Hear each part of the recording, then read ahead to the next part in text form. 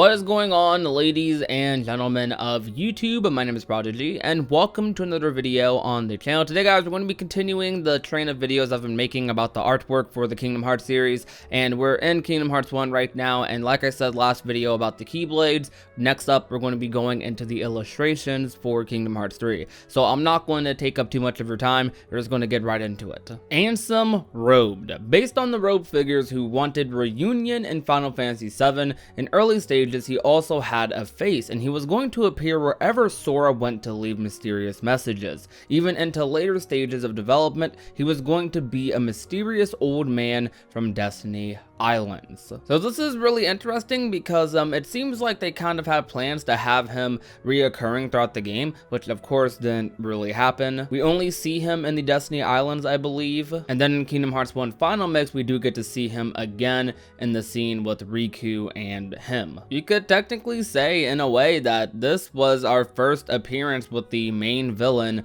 of Kingdom Hearts 1. Next up, Riku Ansem. This creepy costume is based on muscle and sinew.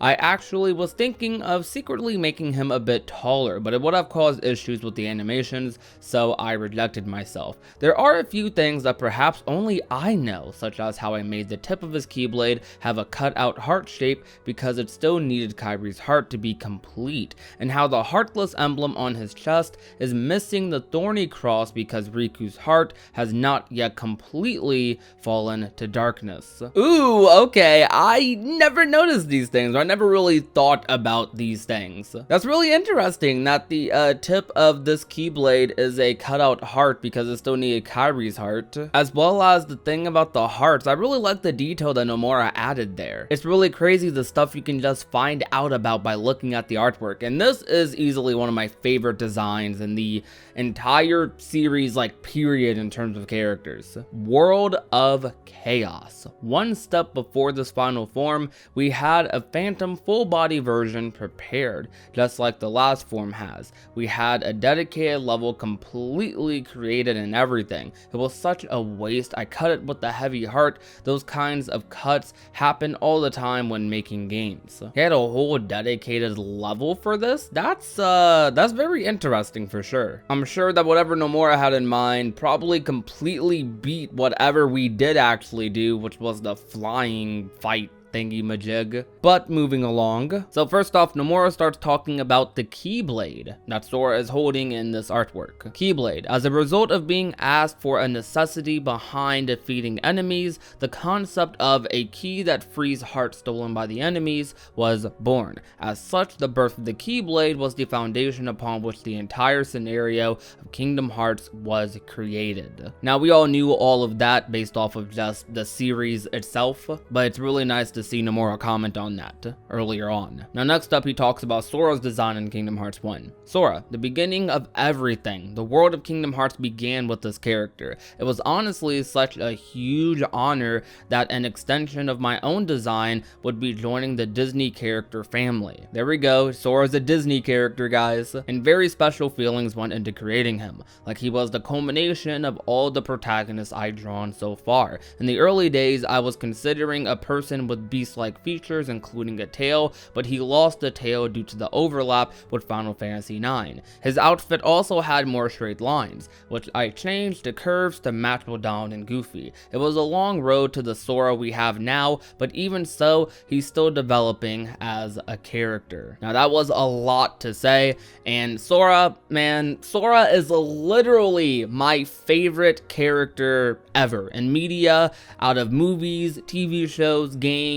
Sora is like at the top of them all. Sora sits up there on that pedestal for me. He is my favorite character just ever. He's consistently just a character that always makes me smile whenever he's on screen. He's always fun to be around, and growing up with this character just makes me have even more of an attachment to him. And regarding the Sora with the tail, I'll put some artwork up on screen because we actually do know what those look like. What you're looking at on screen is a alpha Sora Sora design, basically. It's extremely weird. He doesn't even have a Keyblade in this artwork, and it's just really different. I really don't know how to describe it, but it definitely looks cool. I am glad, though, that that isn't the Sora design we got, because honestly, I cannot imagine Sora being that way. Riku. His design was born from balancing with Sora. I drew him as a good old-fashioned rival character, without any particular curveballs. He carries the responsibility of playing a more worried protagonist than would suit Sora. In that way, maybe he's more of a classic Square-style character.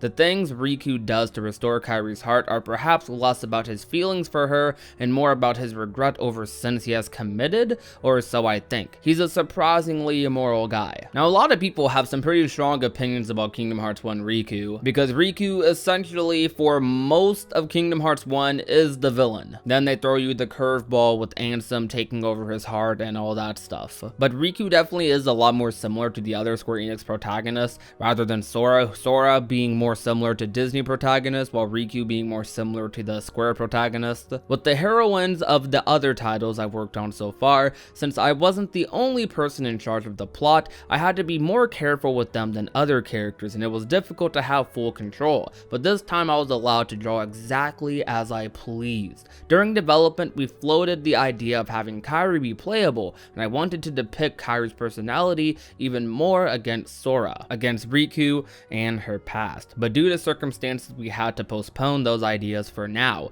Her hair is a secret homage to Utada Hikaru, who provided the theme song. Now, I already knew about them having ideas to make Kairi playable back in the day, which I personally would have loved. I'd imagine that if she was going to be playable, it would have been during like the Hollow Bastion sequence, but instead they went with the idea to have Sora as a Heartless being playable, which was also really cool. But Kairi, man, I loved Kairi in Kingdom Hearts 1. I loved her so much in Kingdom Hearts 1. I still love her now, to be honest with you. I know she's pretty controversial nowadays in the Kingdom Hearts community, but I still like her a lot. But I still want my Kairi game no more. I'm not going to forget about this. You had ideas to have her playable in the past. Please, please make her playable now, or soon rather. Whether it's in Remind, whether it's in another Kingdom Hearts game down the line, now might be the perfect opportunity to have her be a playable character. Do not miss out on that opportunity. Alright, now those were our three main characters. Nomura had a lot to say about them. You can tell how passionate he is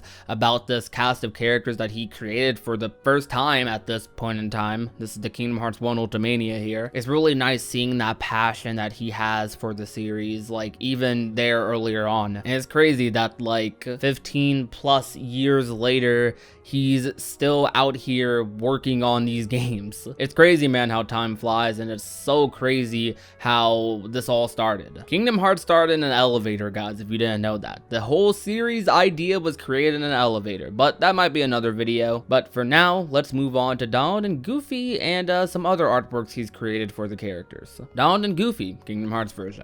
Upon Disney's suggestion, their default outfits in the game are Kingdom Hearts original costumes. That's crazy that Disney suggested that. They said they wanted to see a Nomura style design, so in order to have them match Sora, I put zippers, which I make frequent use of on every important spot. Yeah, Nomura definitely likes zippers and belts. The base colors are the same as their standard costumes. I took care not to make them feel too different from their usual selves. And it's crazy because, like, although I've grown up with Disney for just as long as I've grown up with Kingdom Hearts, like everyone probably, whenever I think of Donald and Goofy, I usually think of them alongside Sora. So to me, like, these designs are the designs I'm looking at like every single day, and the designs that I've like come to love so much. And Disney definitely loves them as well, because Donald and Goofy from the Kingdom Hearts series are very prominent among merchandise and whatnot. Next up, we have Friends. Man, I remember looking at this artwork as a kid and just going, what is going on? Why are they pulling Sora's face? This is a publication level redraw of a rough sketch I did to include in all kinds of presentation documents.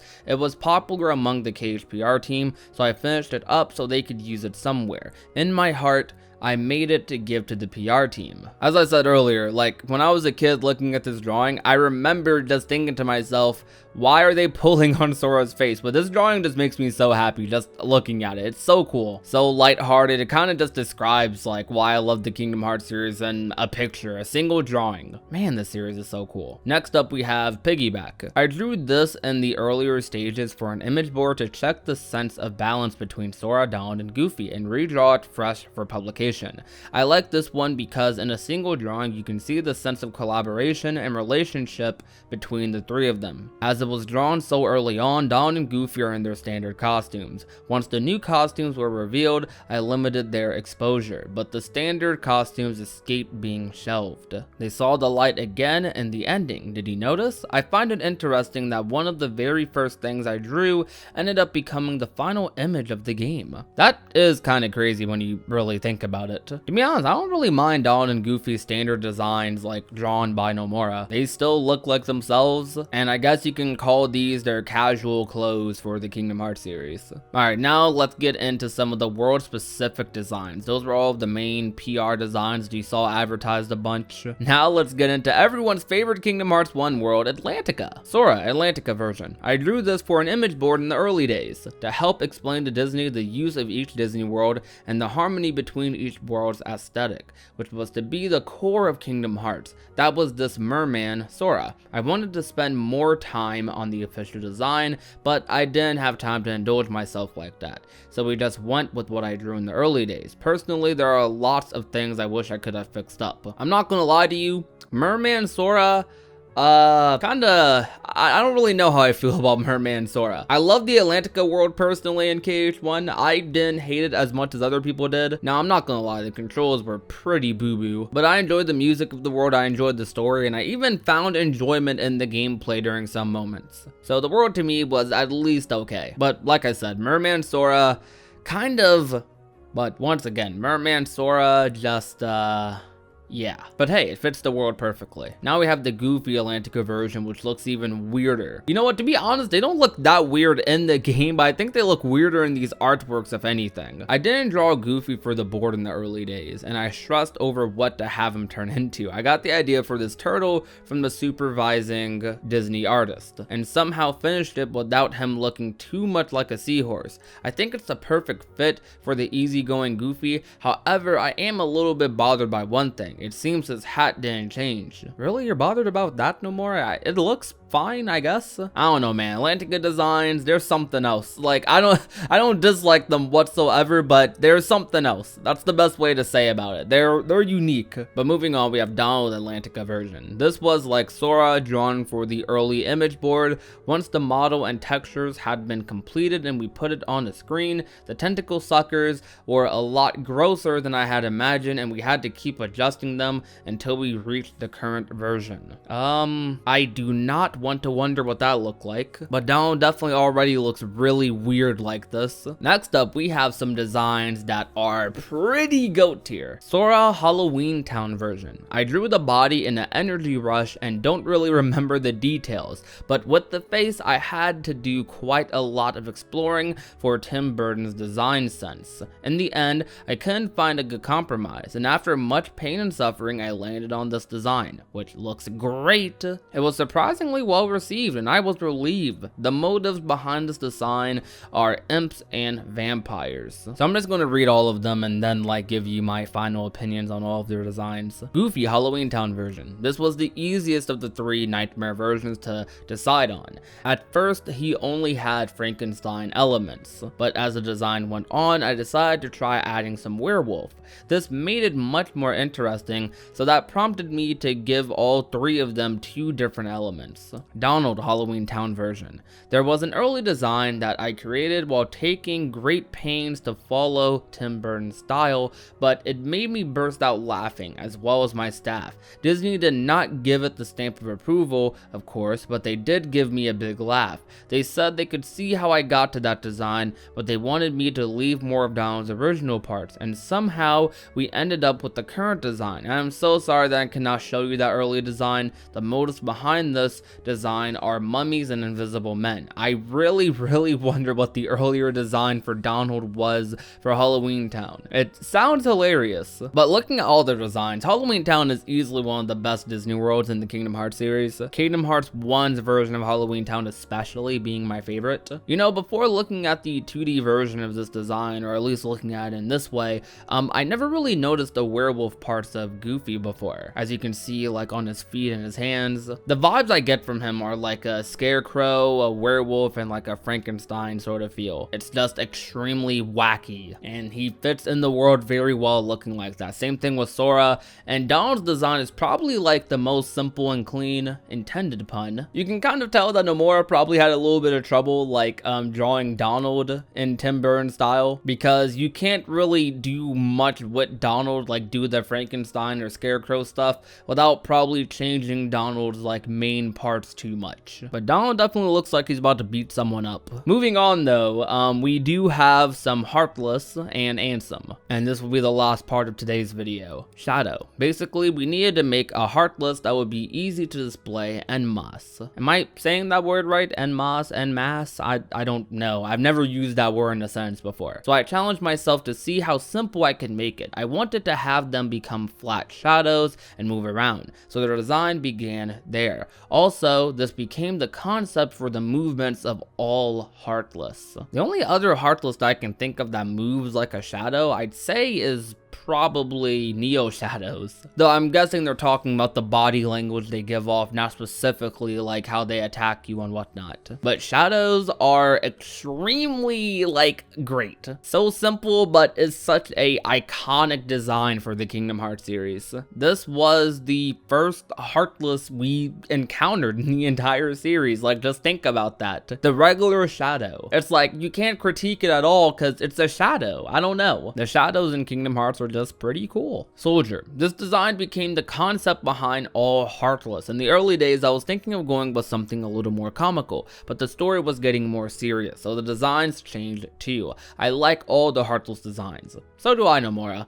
And the Soldier design is probably one of my favorite designs of a Heartless in the Kingdom Hearts series. It might be my favorite design if I'm being honest with you. Darkside. The concept behind it is a conglomeration of shadows. That was a really weird word to say. An abstract symbol of the darkness, of the heart, and of nightmares. In the development stage, you are able to stand inside the heart in its chest. Really? Part of me kind of wishes they kept that, but I also think that would look very weird. Like, how would Sora like stand in there? I don't really know, because there's not really like a flat surface in there to really keep your balance on. But Darkside is extremely cool. You know what's crazy? Like, I've always liked Darkside, but I really started enjoying Darkside in Kingdom Hearts 0.2, because Kingdom Hearts 0.2 is basically like Darkside's revenge, because you fight so many of them. And you know, something I just noticed now, I never knew Darkside had like wings. You know what? I want to see Darkside fly at some point in the future. Would that be a cool boss, guys? A flying Darkside? Anyways, though, moving along, we have the final character for this video.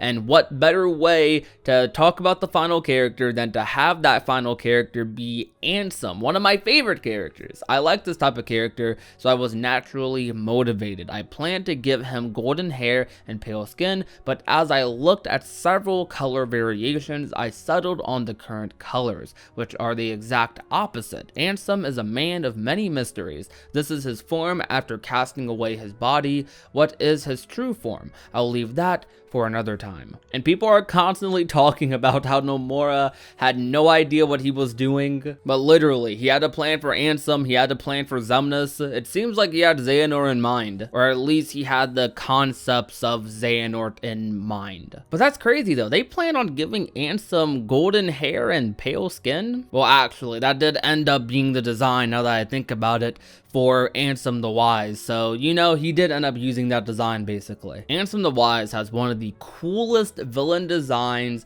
in Kingdom Hearts to date. This man was so epic, so cool. He just embodied like darkness, like a villain. He's one of the best villains like ever in my opinion. But that's going to about do it for today's video though. Next video we'll be talking about the Final Fantasy character designs, and then after that we'll get into the separate artworks like the box arts and some of the other PR artwork. But I really enjoy making this video. This video made me feel a little more nostalgic than some of the other videos did. KH1 artwork just makes me feel like a certain way, man. Like it just reminds me of like where it all started, and we're here now with Kingdom Hearts 3. Shoot, I have a YouTube channel talking about Kingdom Hearts. The way things have like progressed like in life since I've played Kingdom Hearts has been pretty interesting and crazy. The series really just means so much to me, and that's why like I really enjoy making these videos, because it allows me to find out more about like what Nomura's mindset was going into the select artworks and whatnot.